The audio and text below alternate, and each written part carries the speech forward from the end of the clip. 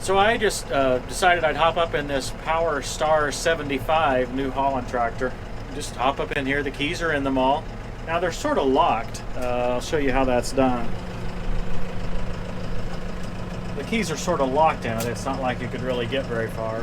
But the overall idea is that you can fire the tractor up. You can kind of see how it feels, and you know, they do their best to allow you to operate the machine. It's a very nifty setup here.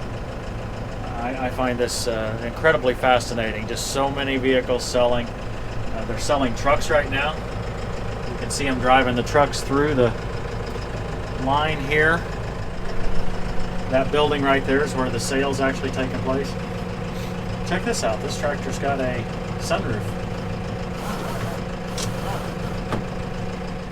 I thought I'd take this opportunity to bring you up to date on our stolen tractor issue. Now, if you haven't seen the first episode, I'd highly suggest you go check that out. We'll put a card up here in the corner, a link in the description to the episode where we describe our purchase of a stolen tractor from auction. So just a briefly review, the tractor had 50 hours on it when we bought it. It was a 3046R open station John Deere. We paid $14,000 for it at auction. So some folks immediately came back and said, well, you were stupid. Of course there was a problem. You should have known that a tractor that went that cheap had something wrong with it. Well, I think that statement kind of misses the way an auction works. Once that gavel comes down and they say sold, you are legally the buyer of a tractor. And I can't imagine anyone saying, hey, I bid this, but since no one was willing to bid higher than me, then I don't want to bid what I just bid. That makes no sense at all.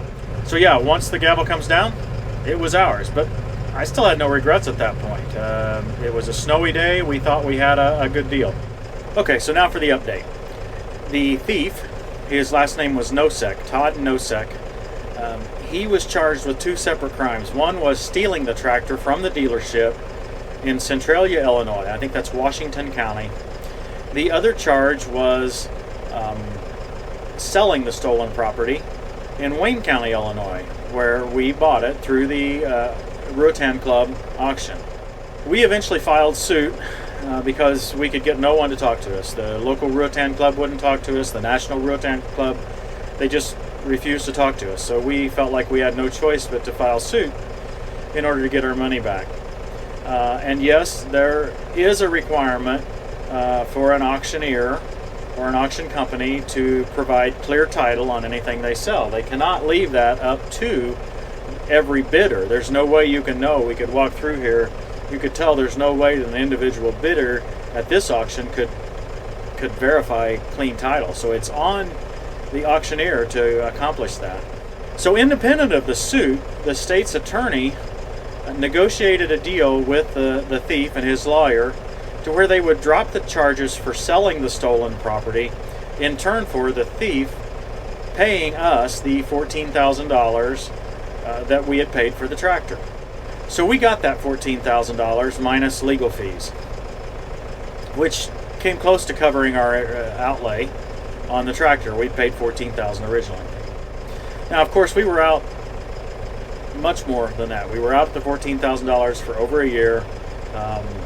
We had trip after trip after trip. We had legal fees. So we kept the suit open, and the suit is still open to this day to recover some of that money. But more importantly, the frustration that we have is the Mount Airy Rutan Club still has not accepted any responsibility for selling the stolen property. In fact, they still have the profit that they made on the commission on the sale. Pretty smug about it. Again, they won't speak to us. We called the National Rutan Club trying to get help. They refuse to speak to us. We just do not feel that the Rutan Club has been honorable, especially when we looked up the values of the Rutan Club. It's supposed to be a community service organization. Well, they certainly didn't service a community member here. I'll be honest about that. In spite of all that frustration that we've had with that, we are thinking now that we might actually just drop our lawsuit. Since we've recovered most of the original investment, yes, it's still cost us more than that, but we're just thinking we might drop the suit. I guess I'd like to hear your opinions about that in the comments section. Do you think we should go ahead and pursue it? I mean, sometimes we realize that the world just isn't fair. It's not always going to be a fair situation.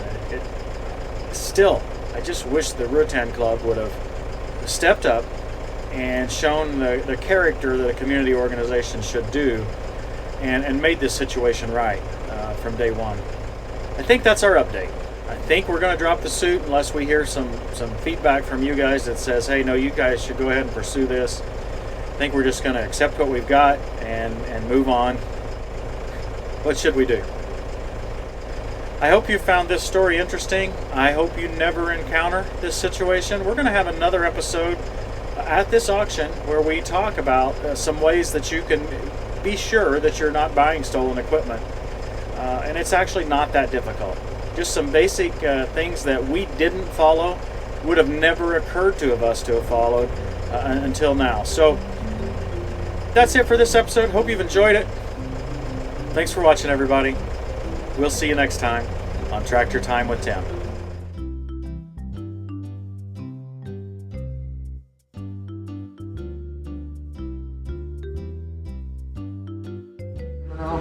$40,000. Anybody got any money that wants to buy a combine? Yeah, $20,000, $30,000, $38,000, sold $37,000. Ask them all, boys, it's too cheap. Somebody give 71. 71, sold $78,000. I think